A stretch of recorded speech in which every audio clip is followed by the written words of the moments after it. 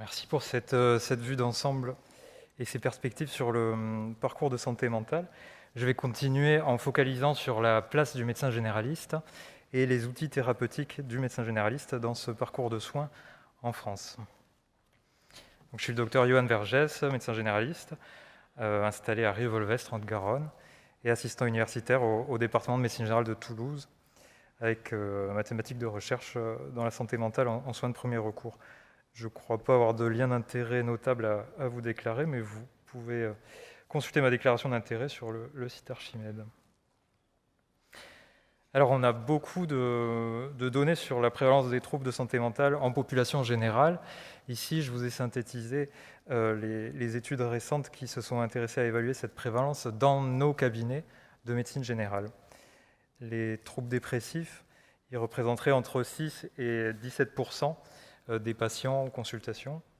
Les troubles anxieux, entre 4 et 14%.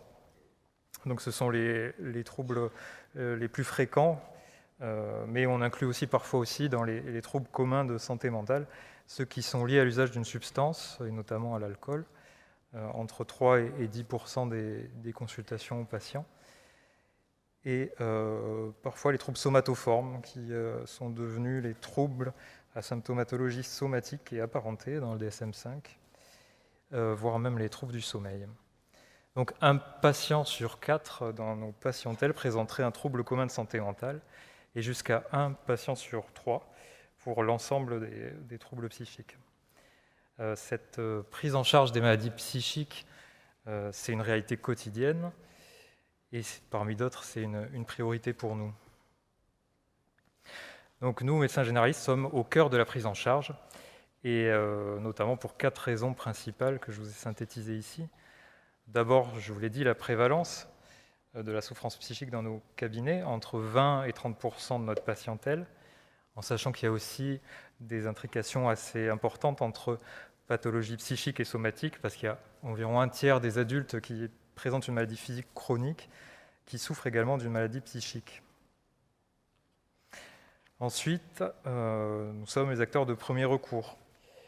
Comme dans la plupart des maladies, on est la première marche, la porte d'entrée dans le parcours de soins, avec cette place déterminante pour prévenir l'aggravation des troubles, assurer un repérage précoce et des soins de qualité. Et nous traitons près de 60% des premières consultations pour troubles de santé mentale. Nous sommes le pivot central, vous le savez. La confiance des patients envers le médecin généraliste, elle est grande. En cas de difficulté psychologique, 4 patients sur 5 se disent prêts à aller consulter l'acteur de santé mentale auquel on les adresse. On est parfois aussi l'unique recours, parce que le médecin généraliste est le seul intervenant pour la moitié des patients qui consultent pour des difficultés d'ordre psychologique, tandis que la consultation exclusive d'un psychiatre et d'un psychologue, sans autre acteur, ne représenterait que 9 et 6% respectivement des individus qui ont recours à un professionnel. Et puis enfin, le dernier recours, parfois, souvent, ces temps-ci, pour plusieurs raisons, notamment la confiance du médecin qui suit au long cours, qui suit la famille, les freins du coût financier à consulter notamment un psychologue, et puis l'inaccessibilité géographique ou temporelle auprès d'un CMP, un centre médico-psychologique, auprès d'un psychiatre. Et puis nos compétences et nos ressources nous permettent d'assurer les rôles et les tâches qui nous incombent dans cette prise en soin. Donc on a quand même des difficultés qui sont rapportées et constatées. Un manque de temps à consacrer aux patients, c'est ce que rapportent les médecins généralistes, mais on a néanmoins une diachronie et un étalement de la prise en charge des soins qui nous permet d'y remédier. Les médecins généralistes se sentent souvent démunis face à la souffrance psychique des patients. Heureusement, la formation et l'expérience nous permettent d'y répondre. Et des difficultés diagnostiques et thérapeutiques. On va revenir dessus juste après. Mais une partie des médecins généralistes méconnaissent ou ignorent l'existence d'outils et de méthodes d'usage courant pour repérer, accompagner ou orienter les problèmes psychiques. Et l'effet collatéral, c'est qu'il y a une prescription de psychotropes comme seul traitement dans beaucoup de situations. Mais pour y remédier, nous avons une formation initiale et continue qui est exigeante et de qualité. Autre difficulté, le manque de données probantes, et particulièrement en soins de premier recours. Et enfin, des liens qui sont parfois quasi inexistants avec la psychiatrie et les autres acteurs de santé mentale. Et dans tout ça, des difficultés d'accessibilité et aussi un manque de moyens. On a dit difficultés diagnostiques et thérapeutiques. Poser un diagnostic, ce n'est pas si simple en santé mentale pour les médecins généralistes. Selon une étude française, c'est le graphique que vous voyez là, le médecin généraliste ne diagnostiquerait qu'environ la moitié des troubles communs de santé mentale qui sont mis en évidence dans une étude selon le PHQ, le Patient Health Questionnaire.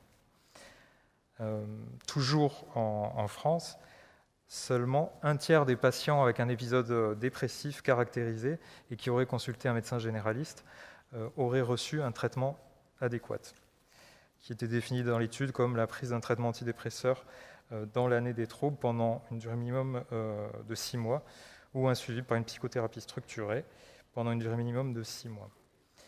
Donc les médicaments psychotropes sont souvent surutilisés.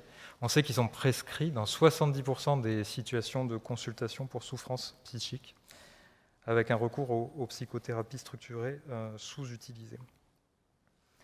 On peut optimiser nos compétences diagnostiques, il y a des outils qui existent. Seulement, il n'y a que la moitié des médecins généralistes qui connaîtraient les outils de repérage et d'évaluation de la dépression qui sont validés en soins de premier recours. Et parmi ceux qui les connaissent, 20% uniquement qui les utiliseraient. On peut aussi optimiser nos stratégies thérapeutiques, et c'est de ça que je vais vous parler maintenant.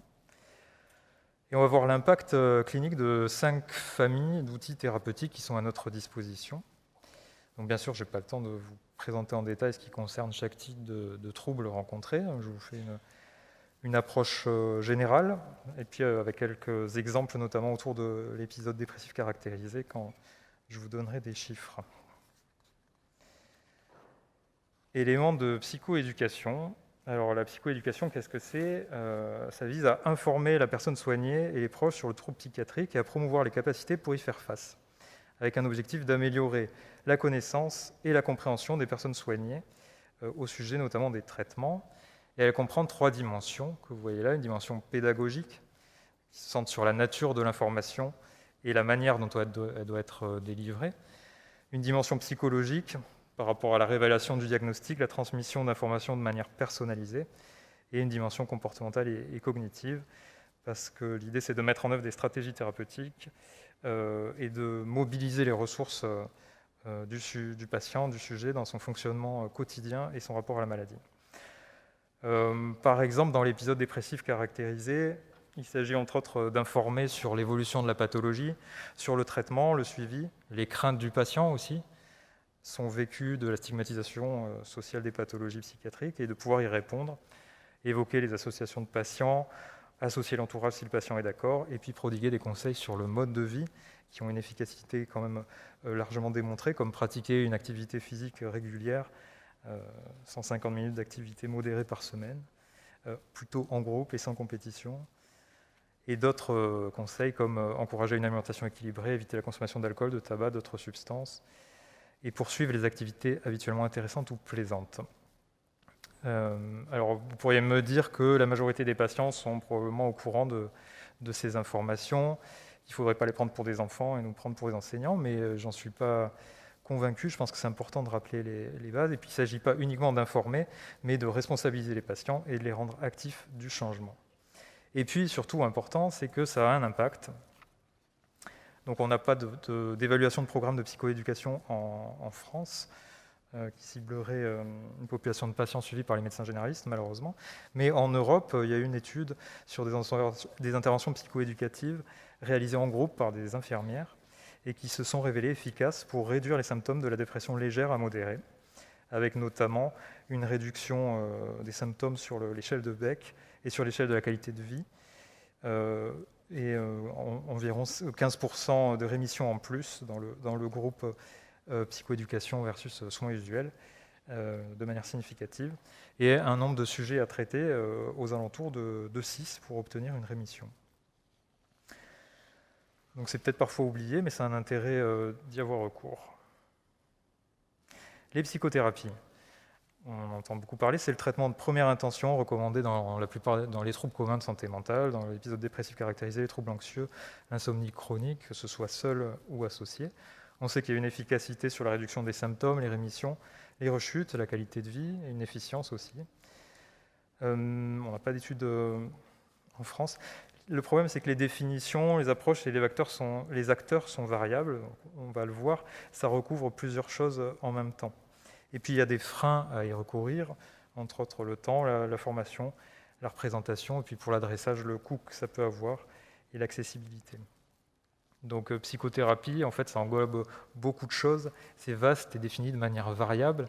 Pour pouvoir vous présenter les choses de manière théorique, je vous ai repris la classification de l'Académie de médecine.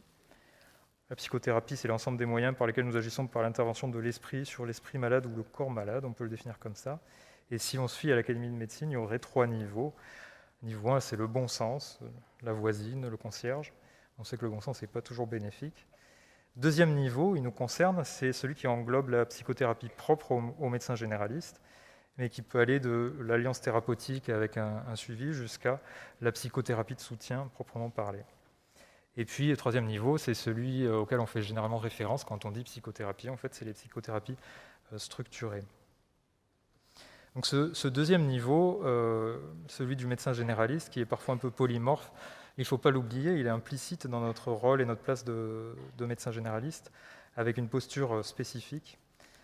Un de nos rôles le plus important, c'est l'écoute, se taire, laisser les patients parler, raconter leurs histoires, leurs peines, leurs doutes et leurs difficultés, les laisser pleurer, laisser les silences, et ensuite revoir le patient, développer l'empathie, prendre de ses nouvelles, le réévaluer, fixer des objectifs. Ça peut être ça, la psychothérapie du médecin généraliste. En tout cas, si on essaie de le définir davantage, il y a un noyau commun avec l'établissement d'une relation, la promotion d'un changement, un socle minimal d'intervention psychothérapeutique et puis un cadre et des outils que nous utilisons déjà au quotidien comme le recours au savoir médical, l'accueil, l'empathie, la réflexivité, la reformulation, des choses qui nous appartiennent professionnellement. Alors, quel impact, quelle formation? Sur la formation, je crois que le CNGE s'est emparé de ce sujet, donc on aura peut-être des nouvelles bientôt. Sur l'impact, il n'y a pas d'études en France, mais il en existe à l'international, avec cette revue de la littérature qui date de 2000. La difficulté, c'est que les techniques utilisées étaient très variables, sans parfois de définition claire, mais c'est le propre de notre intervention dans ce domaine. Il y avait une difficulté du coup à comparer les études, mais malgré tout, des preuves préliminaires de l'efficacité clinique de la prise en charge qui sont encourageantes, avec notamment des essais randomisés qui montraient une large part à des résultats positifs. Et puis aussi, également encourageant de noter que dans ces études, on voyait qu'une période relativement brève de formation des généralistes était nécessaire et suffisante pour pratiquer ces psychothérapies. Psychothérapie structurée, je laisserai le prochain intervenant vous parler de cette jungle. On a des éléments probants de leur efficacité, même en soins de premier recours, notamment une méta-analyse de 2009 qui retrouvait un impact significatif, malgré des travaux de qualité variable, mais avec la spécificité que lorsque les patients étaient adressés par un médecin généraliste, les bénéfices étaient majorés. L'étude concluait un nombre de sujets nécessaires de 6 en moyenne, qui descendait à 4 avec un adressage des médecins généralistes. Adressage et pratique collaborative, donc orienter les patients ou les réadresser pour une prise en charge plus intensive, ça fait partie de nos options. Ça peut être une orientation de psychothérapie ou les cas graves d'emblée, résistants, rechutes, les urgences ou les signes de pathologie psychiatrique, voire les situations complexes. Donc le docteur Younes vous parlera plus en détail de ces pratiques collaboratives. Je mentionnerai juste peut-être une suggestion, c'est qu'au même titre que les autres professionnels auxquels on adresse, ça peut être intéressant de simplement connaître ses correspondants et de prendre en compte le maillage local pour y avoir recours. Et dernière partie, vous vous demanderiez peut-être si ça allait apparaître, les médicaments psychotropes. Ils sont parfois indiqués selon les troubles, rarement en première intention. C'est un peu aussi une jungle. Comment choisir ?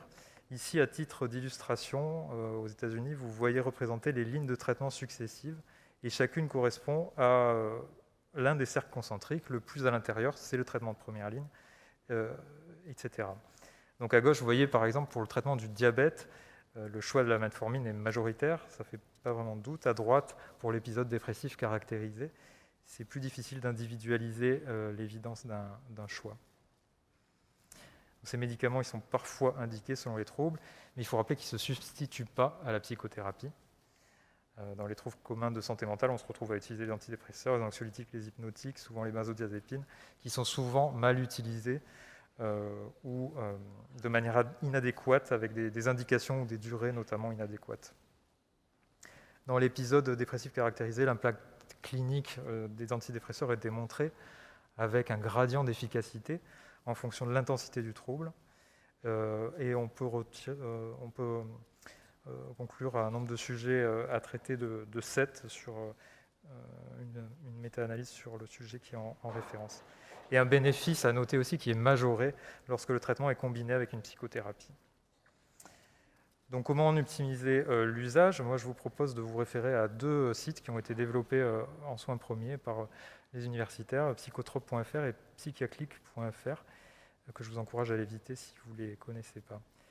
Juste avant de conclure, une diapositive sur la iatrogénie en santé mentale, bien sûr, la iatrogénie médicale avec le potentiel addictogène des benzodiazépines notamment, mais pas que. Une étude anglaise retrouvait par exemple qu'une personne sur 20 qui avait suivi une psychothérapie rapportait un effet indésirable prolongé, souvenirs désagréables, stress et anxiété persistante. Et puis c'est une vigilance à avoir par rapport à des risques de dérive et de manipulation mentale. On sait que la psychothérapie peut être une arme dangereuse si elle n'est pas contrôlée. Mieux vaut éviter de jouer à l'apprenti sorcier. Voilà, en diapositive de conclusion, quelques références pour cultiver votre expertise avec ces 3 sites internet que je vous invite à visiter. Les dernières recommandations de l'HAS à destination des médecins généralistes qui sont synthétisées sur le site EBM France et pour les tweetos, quelques personnes à suivre. Je vous remercie de votre attention.